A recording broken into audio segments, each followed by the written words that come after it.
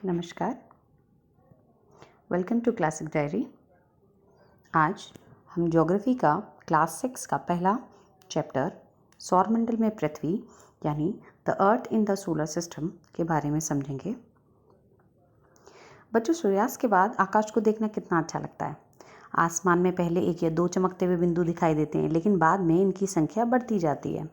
हम उनकी गणना नहीं कर सकते और आकाश देखते ही देखते छोटी छोटी कई चमकदार वस्तुओं से भर जाता है, जिनमें से कुछ बहुत चमकीले होते हैं और कुछ थोड़े थोड़े से धुंधले धुंधले से होते हैं। ऐसा लगता है मानो आकाश में बहुत सारे डायमंड्स लगा दिए गए हों। इनमें से कुछ टिमटिमाते हुए स्पार्किंग करते हुए दिखते हैं। अगर आप हमें ध्यान से देखेंगे तो पाएंगे इनमें से कुछ की जो टिमटिमाहट है यानी स्पार्किंग है वो दूसरों से अलग है। ये बिना किसी टिमटिमाहट के चंद्रमा के समान चमकते हैं। इन चमकीली वस्तुओं को के साथ आप लगभग प्रतिदिन चंद्रमा को भी देखते हैं, यानी हम मून को भी देखते हैं। तो मून में दो प्रकार के एक्शंस होते हैं, यानी इसकी कई प्रकार की स्थितियां होती हैं वैसे, लेकिन दो स्थितियों के बारे में हम ज़्यादा सुन रहे होते हैं। एक होता है full moon night of Purnima and second one is new moon night of अमावस्या। मतलब जिस दिन हम महीने में एक बार पूरे चंद्रमा को देखते हैं, एक महीने में एक बार हम एक पूरे चंद्रमा को देख सकते हैं, यही पूर्ण चंद्रमा वाली रात पूर्णिमा कहलाती है। और उसके 15 दिन बाद हम इसे नहीं देख पाते, इस पूरे चंद्रमा को। यह नए चंद्रमा की रात्रि होती है, उसको हम अमावस्या कहते हैं। तो मैं दोबारा ये बात रिपीट कर रही हूँ कि जो पूरे चंद्रमा वाली रात है, जिस रात को हम पूरा मून फुल मून देखते हैं, उसको कहते हैं पूर्णिमा। और जिस नाइट को हम स्टार्टिंग का पूर्णिमा, छोटा सा पूर्णिमा देख रहे होते हैं, जहाँ से नए पूरे पूर्णिमा की शुरुआत होती है, उसको कहते हैं अमावस्या। ठीक, क्या आपको कभी कभी ऐसा आश्चर्य नहीं होता that very bright light of the sun does not allow us to see all these bright objects in the night sky? मतलब हम प्रतिदिन के समय में चंद्रमा और इन छोटी छोटी चमकीलों को दिन के समय क्यों नहीं देख पाते हैं? ये इसलिए होता है क्योंकि सूर्य के इतने तेज प्रकाश के कारण रात के समय चमकने वाली जो वस्तुएं हैं वो हम दिन में नहीं देख पाते हैं। ठीक, so that's why it is also mention here that very bright light of sun does not allow us to see all these bright objects of the night sky। आगे बढ़ते हैं सेलेस्टियल बॉडी पर। सेलेस्टियल बॉडी मतलब खगोलीय पिंड, यानी the sun, the moon and all those objects like asteroid, meteoroids etcetera shining in the night sky are celestial body. यानी सूर्य, चंद्रमा या वो सारी की सारी वस्तुएं जो रात के समय हमें आसमान में चमकती हुई दिखाई देती हैं, उन्हें हम खगोलीय पिंड कहते हैं। These celestial bodies are called stars, यानी इन खगोलीय पिंडों को ही तारा कहा जाता है। और क्या हम जानते हैं, हम आपको ये पता भी होना चाहिए कि सूर्य भी एक तारा है। The sun is a star. Constellation यानी कि नक्षत्र मंडल, various patterns formed by different groups of stars. Ursa Major or Big Bear is one such constellation.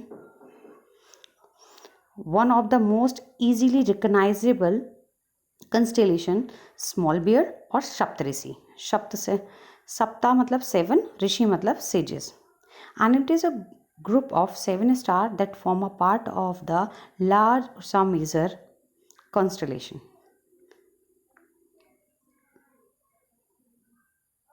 यानी जो भी आप ये देखिए कि रात्रि के में आसमान के ओर देखते समय आप तारों के बहुत सारे विभिन्न विभिन्न समूहों के द्वारा बनाई गई अलग अलग टाइप की शेप देख रहे होते हैं, है ना। आप आसमान में अगर ध्यान से देखेंगे तो हमें तारों की अलग अलग शेप दिखाई देती है। ये नक्षत्र मंडल कहलाते हैं, नक्षत्र मंडल। अर्शा मेजर और बिग बेयर इसी प्रकार का एक नक्षत्र मंडल है। बहुत आसानी से, जो सबसे आसानी से पहचान में आ जाने वाला नक्षत्र मंडल है वो है सप्तऋषि।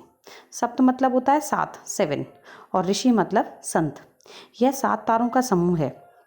ये जो सप्त मंडल है, सप्तऋषि है, ये नक्षत्र मंडल का जो उर्सा मेजर है उसका पार्ट है, उर्सा मेजर का भाग है।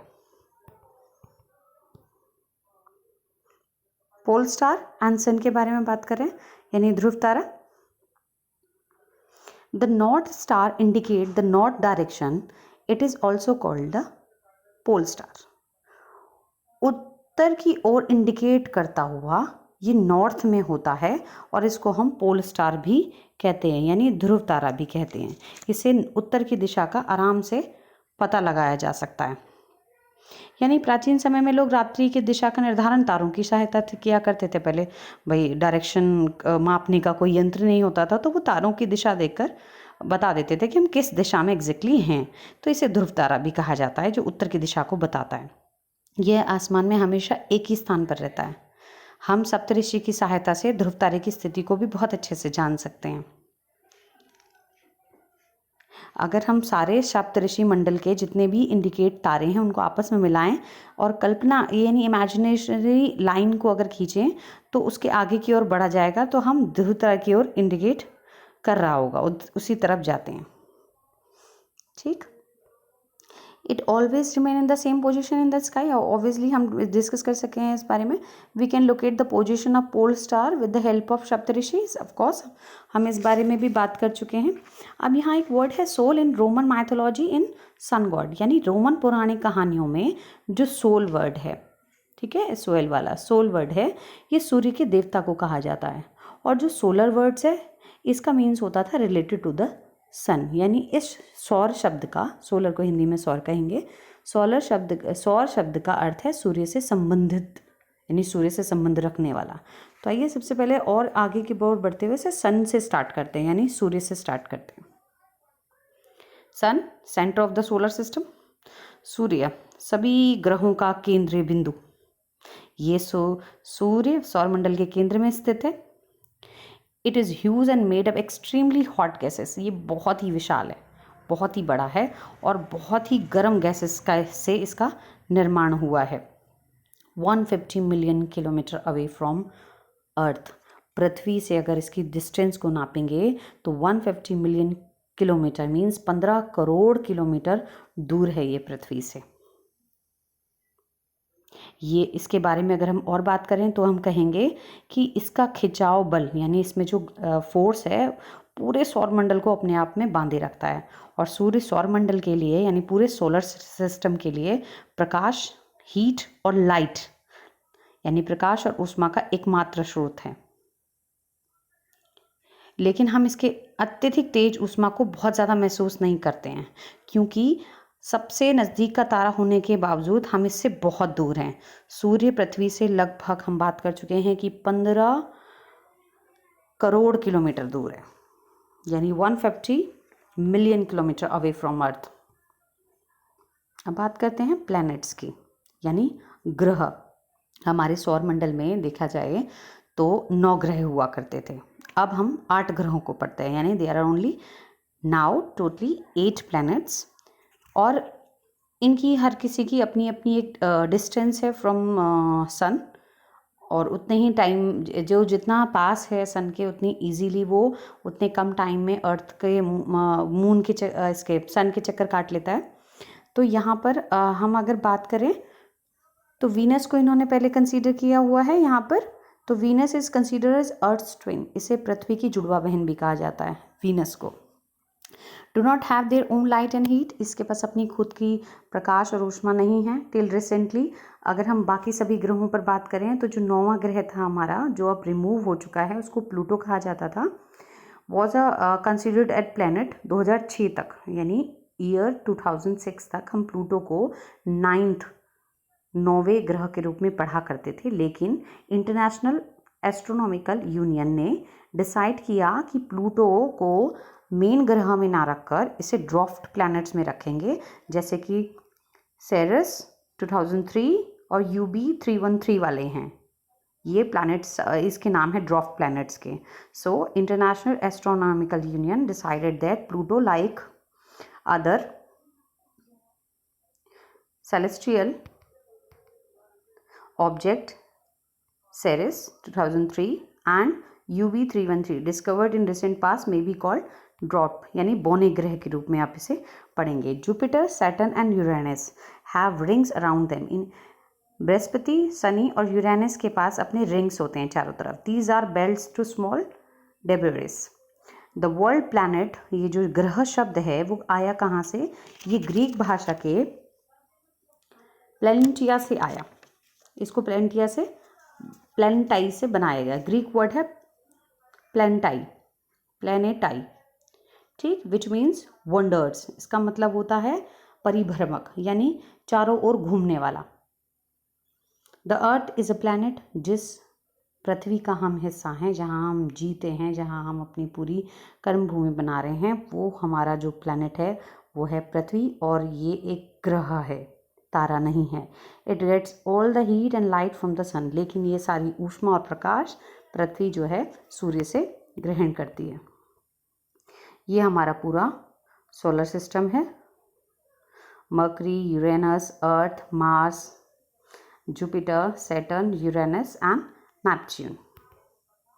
ये देखिए, जिसकी डिस्टेंस जितनी है उतनी दूरी पर ये बने हुए क्रमबद्ध अगर हम पढ़ेंगे तो सबसे पहला नंबर आएगा मर्करी, सेकंड आएगा वीनस, थर्ड नंबर पे हमारा अर्थ है, फोर्थ पे हमारा मार्स है, फिफ्थ पे जुपिटर, सिक्स पे सैटर्न, एट पे Uranus and last one is Neptune.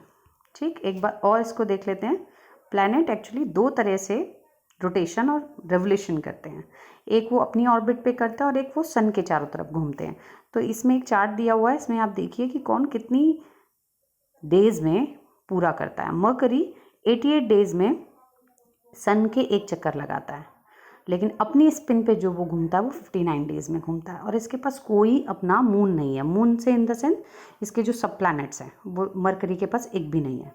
Venus 255 days में वन ऑर्बिट अराउंड करता है सन के, सूर्य के एक चक्कर लगाता है 255 दिनों में, और अपनी धुरी पर ये घूमता है 243 दिनों में, यानी 243 डेज। इसके पास भी अपने नंबर ऑफ मून्स बिल्कुल नहीं है। अब सबसे इम्पॉर्टेंट जो हम प्लैनेट पढ़ते हैं वो है अर्थ, जिसमें हम निवास कर रहे हैं। तो अर्थ को अगर हम ध्यान से देखेंगे तो ये 365 डेज में सन के एक चक्कर लगाती है, इसीलिए हमारा साल आप देखेंगे 366 डेज का रहता है, और अपनी ऑर्बिट पे ये एक दिन में घूमती है। इसी एक दिन को घूमने को हम दिन और रात की श्रेणी में भी रखते हैं कई बार। और इसका एक नंबर ऑफ मून है इसके पास एक, जिसे हम चंद्रमा के नाम से जानते हैं, जिसे हम नॉर्मली मून कहते हैं। मार्स 687 डेज में सूर्य के चक्कर लगाता है और अपनी एक्सिस पे एक दिन में घूम जाता है। इसके नंबर ऑफ मून्स 2 हैं। जुपिटर 11 साल 11 महीने लगाता है एक चक्कर सूर्य के, और 9 घंटे 56 मिनट में ये अपने एक्सेस पर घूम जाता है, और इसके 16 मून्स हैं। सैटर्न की बात करेंगे, 29 ईयर्स एंड 5 मंथ्स इसे एक चक्कर सूर्य के लगाने में लगता है, और 10 घंटे 40 मिनट इसे लगते हैं अपनी एक्सिस पे घूमने के लिए, और इसके पास नंबर ऑफ मून्स हैं 18। इसके बाद में आते हैं सेकेंड लास्ट प्लैनेट पे अपने यूरेनस पर। 84 ईयर्स में ये एक चक्कर लगाता है सन के, और 17 आवर्स एंड 14 मिनट्स में ये one spin on up self axis पर घूम रहा होता है, यानी 17 मून हैं इसके पास। And last one is Neptune 164 years, 164 साल में एक चक्कर लगाता है सूर्य के, और 16 घंटे 7 मिनट में ये अपनी एक्सिस पर एक चक्कर लगा पाता है, और इसके पास टोटल नंबर ऑफ मून्स है 8। यानी अगर हम टोटल देखें कि कौन सबसे जल्दी सूर्य के चक्कर लगाता है, तो आप कहेंगे मर्करी, बिकॉज 88 डेज में पूरा करता है। अगर आपसे कहेंगे बहुत लंबे समय तक जो एक चक्कर लगाता है वो कौन प्लैनेट है सूर्य के, वो है नेपच्यून 164 ईयर्स में। आप फिर एक क्वेश्चन यहाँ पे बनता है कि सबसे ज़्यादा मून्स किसके पास हैं, तो आप कहेंगे सैटर्न के पास हैं, ठीक है।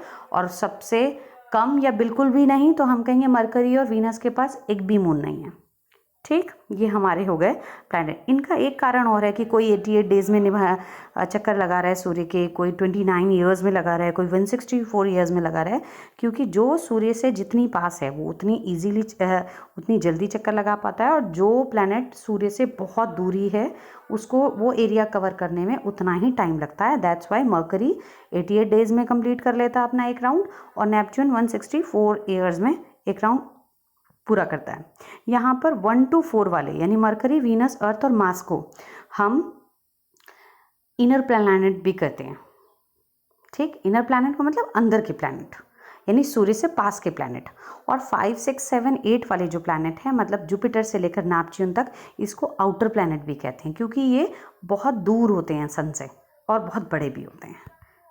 ठीक, आगे बढ़ते हैं। अर्थ क्योंकि सबसे इम्पॉर्टेंट है, और ये आपकी एनसीईआरटी के पेजेस में मेंशन है ये चीज़ें, इसलिए यहाँ पे लाई गई हैं। अर्थ, इसकी स्पेशलिटी को देख लेते हैं कि इसमें और क्या क्या स्पेशल है। देखिए, सूर्य से अगर दूरी के हिसाब से देखेंगे तो ये थर्ड प्लैनेट है, third nearest planet to the sun. Fifth largest planet है, ये पांचवा सबसे बड़ा ग्रह है 8 ग्रहों में। ये जो slightly flattened at the poles, ये ध्रुवों से यानी ऊपर और नीचे से थोड़ा सा चपटा है। इसकी शेप के बारे में अगर हम बात करें तो ये जियोइड शेप कहलाता है, यानी earth like shape. Geoid shape का मतलब भूआब वाला, भूमि के आकार, भू के आकार जैसी स्थिति, यानी ऊपर से चपटी और बीच में से थोड़ी बड़ी, भरी भरी सी। 2/3 surface is covered by water, therefore it is called a blue planet. इसके बारे में हम ऑलरेडी जानते होंगे कि ये 2/3 सतह इसकी पानी से ढकी हुई है, इसीलिए इसे ब्लू प्लैनेट भी कहते हैं, यानी कि नीला ग्रह भी कहते हैं। 2/3 सतह, इसका 2/3 पार्ट पानी से ढका हुआ है, इसीलिए इसे नीला ग्रह भी कहा जाता है। और ये सबसे स्पेशल ग्रह है, क्योंकि ये सबसे विशेष है, क्योंकि एकमात्र ऐसा प्लैनेट है जहाँ पे जीवन के लिए पूर्ण रूप से मतलब फुल टाइप से जीवन व्याप्त है। जीवन के लिए जितनी भी कंडीशन चाहिए होती हैं, अनुकूल परिस्थितियाँ चाहिए होती हैं, वो पृथ्वी पर ही पाई जाती हैं। पृथ्वी ना तो इतनी गर्म है कि हम बर्दाश्त नहीं कर सकते, और ना इतनी ठंडी है कि हम जम जाते हैं। यहाँ पर पानी भी उपस्थित है, ऑक्सीजन के लेने के लिए वायु भी उपस्थित है, जो हमारे जीवन के लिए बहुत एसेंशियल होती हैं। अगर ये नहीं होते तो हम भी यहाँ पर जीवन संभव था ही नहीं। वायु में जीवन के लिए आवश्यक गैसें जैसे ऑक्सीजन तो मौजूद है ही, और इन्हीं कारणों से पृथ्वी सौरमंडल का सबसे अद्भुत, सबसे विशेष ग्रह भी कहा जाता है। इसके बाद करते हैं मून की। मून क्योंकि हमारी पृथ्वी के पास केवल एक ही उपग्रह है, यानी ये सब प्लैनेट हो गया इसका, अर्थ का। ये है चंद्रमा। इसका व्यास यानी डायमीटर्स अगर हम नापेंगे, diameter is 1/4 that of the earth, यानी इसका जो व्यास है पृथ्वी के व्यास का केवल 1/4 है। ये इतना बड़ा इसलिए पता चलता है, दिखता है कि ये बहुत बड़ा है, क्योंकि ये हमारे ग्रह से अन्य खगोलीय पिंडों की अपेक्षा बहुत क्लोज है, बहुत पास है। यह लगभग 3,84,400 किलोमीटर दूर है हमारी अर्थ से। हमारे और अर्थ और मून के बीच में 3,84,400 किलोमीटर की डिस्टेंस है। ये अर्थ के चक्कर लगाता है 27 दिनों में, यानी जिस प्रकार अर्थ चक्कर लगाता है 365 डेज में किसके, सन के, उसी प्रकार से मून जो है अर्थ के चक्कर लगाता है 27 डेज में। Take exactly the same time to complete one spin, so only one side the moon is visible to us. इतना ही टाइम ये कंप्लीट करता है अपना वन स्पिन, यानी एक चक्कर खुद की धुरी पर। तो इसीलिए इसका एक ही पार्ट दिखाई देता है हमेशा, दूसरा पार्ट नहीं दिखाई, पीछे का पार्ट नहीं दिखाई देता, ये वन साइड ही दिखाई देता है। हाँ, neither water नॉट एयर, यहाँ पर ना तो पानी की भी संभावना है ना हवा की, लेकिन इसके पास अब माउंटेन्स हैं, प्लेन्स हैं एंड डिप्रेसेशंस और its surface which is shadow और द मून सरफेस। इसका ये जो चंद्रमा एक चक्कर 27 दिन में हम बात कर ही रहे हैं, और ये है कि चंद्रमा की परिस्थितियाँ जीवन के लिए अनुकूल नहीं हैं। इसकी सतह पर पर्वत तो हैं, मैदान भी हैं, और बहुत सारे गड्ढे हैं जो चंद्रमा की सतह पर छाया बनाते हुए नजर आते हैं। पूर्णिमा के दिन चंद्रमा पर इनकी छाया को थोड़ा थोड़ा हम देख भी सकते हैं। और साथ में यहाँ पर एक अमेजिंग सी फैक्ट्स दिया हुआ है। Neil Armstrong is a person of America, first man था ये जिसने step on the moon on 21 जुलाई 1969 में, यानी 1969 21 जुलाई को नील आर्मस्ट्रॉन्ग नामक व्यक्ति ने पहली बार चंद्रमा पर कदम रखा था। ये इम्पॉर्टेंट आपके लिए। अगला आ जाते हैं हम एस्ट्रॉइड पर। शुद्ध ग्रह। Numerous tiny bodies moves around the sun. तारे हो गए या ग्रह हो गए, उपग्रहों के अलावा भी बहुत सारे छोटे छोटे पिंड भी सूर्य के चारों ओर चक्कर लगाते हैं, और इन्हीं पिंडों को हम कहते हैं एस्ट्रॉइड, मतलब शुद्ध ग्रह, क्षुद्र ग्रह। ठीक, found between the orbits of Mars and Jupiter. ये किस किस के बीच में पाए जाते हैं ज़्यादातर? ये मंगल और बृहस्पति की, यानी जो मार्स है और जुपिटर के बीच की कक्षाओं में पाए जाते हैं, बीच की जगह पर। Scientist are of the view that asteroids are part of planet which exploited many years back. वैज्ञानिकों के अनुसार क्षुद्र ग्रह जो हैं ग्रह के ही भाग होते थे, लेकिन बहुत वर्ष पहले विस्फोट हुआ होगा जिससे ये ग्रह से टूटकर अलग हो गए। ठीक, ये एस्ट्रॉइड थे। अब सेकंड है मेट्रॉइड्स। ठीक, इसको कहते हैं हम हिंदी में उल्कापिंड। The small pieces of rocks which moves around the sun, यानी सूर्य के चारों ओर चक्कर लगाने वाले पत्थरों के छोटे छोटे टुकड़ों को हम उल्कापिंड कहते हैं। Sometimes come near the earth and tend to drop upon it. कभी कभी ये उल्कापिंड पृथ्वी के इतने नज़दीक आ जाते हैं कि इनकी प्रवृत्ति जो होती है, जो टेंडेंसी है, वो पृथ्वी पर गिरने की सी हो जाती है कि गिरने वाले हैं। During this process due to friction with the air they get heated up and burn, it cause a flash of light. इस प्रक्रिया के दौरान, जैसे इनकी जो प्रवृत्ति है वो पृथ्वी की ओर गिरने की हो जाती है, इस पूरी प्रक्रिया के दौरान वायु के साथ इनका घर्षण होने के कारण ये गर्म जल होकर जल जाते हैं। ठीक, और जिसके फलस्वरूप चमकदार सा प्रकाश उत्पन्न होता है, बहुत चमकदार। Sometimes a meteoroids without being completely burnt falls on the earth and creates a halo। मतलब कभी कभी कोई उल्कापिंड पूरी तरह बिना जले हुए ही पृथ्वी पर गिर जाता है, जिससे पृथ्वी पर जहाँ पे भी ये गिरेंगे गहरे गड्ढे बन जाते हैं। ठीक, अब बात करते हैं मिल्की वेज गैलेक्सी की, यानी आकाशगंगा की। आकाशगंगा नाम सुनकर ही बड़ा अच्छा सा लगता है। हमने जो आकाशगंगा है मिल्की वेज है, यानी a galaxy is huge system of billions of stars, clouds and dust and gases.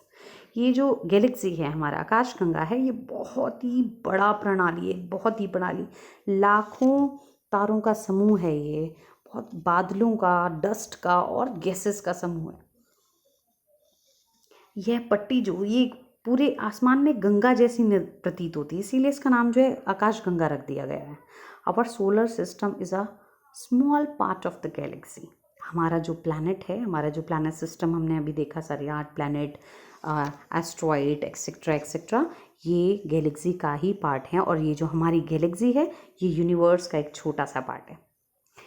In ancient time India it was imagined to be river of light flowing in the sky, thus it was named आकाश गंगा। प्राचीन भारत में इस milky veg की यानी आकाश गंगा की जो कल्पना की जाती थी वो आकाश में प्रकाश की यानी लाइट की बहती हुई नदी जैसी की जाती थी। इमेजिनेशन जब की जाती थी, जब हमारे पास पिक्चर्स नहीं होती थी कि मिल्की वेज एग्जैक्टली कैसे दिखाई देती हैं, तो इमेजिनेशन किया जाता था प्राचीन भारत में कि आकाश में प्रकाश की, तेज प्रकाश की एक बहती हुई नदी बहती होगी, नदी जैसा कुछ बहता होगा, इसीलिए इसका नाम आकाशगंगा पड़ा। आकाशगंगा करोड़ों तारों, बादलों और गैसों की एक प्रणाली हम बात कर चुके हैं। इस प्रकार लाखों आकाशगंगाएं मिलकर ब्रह्मांड का यानी कि यूनिवर्स का निर्माण करती हैं। ब्रह्मांड की, वैसे तो देखा जाए बच्चों, ब्रह्मांड की विशाल, कितना विशाल है, इसकी विशालता की कल्पना करना अत्यधिक कठिन है। वैज्ञानिक अभी भी इसके बारे में अधिक से अधिक जानकारी एकत्र करने में जुटे हैं। इसके आकार के संबंध में हमें कोई जानकारी नहीं है, लेकिन फिर भी हम जानते हैं कि हम तो खैर इसी का पार्ट हैं, हम इसी ब्रह्मांड का एक हिस्सा हैं और साइंटिस्ट लगातार इस विषय में शोध कर रहे हैं। Thank you so much.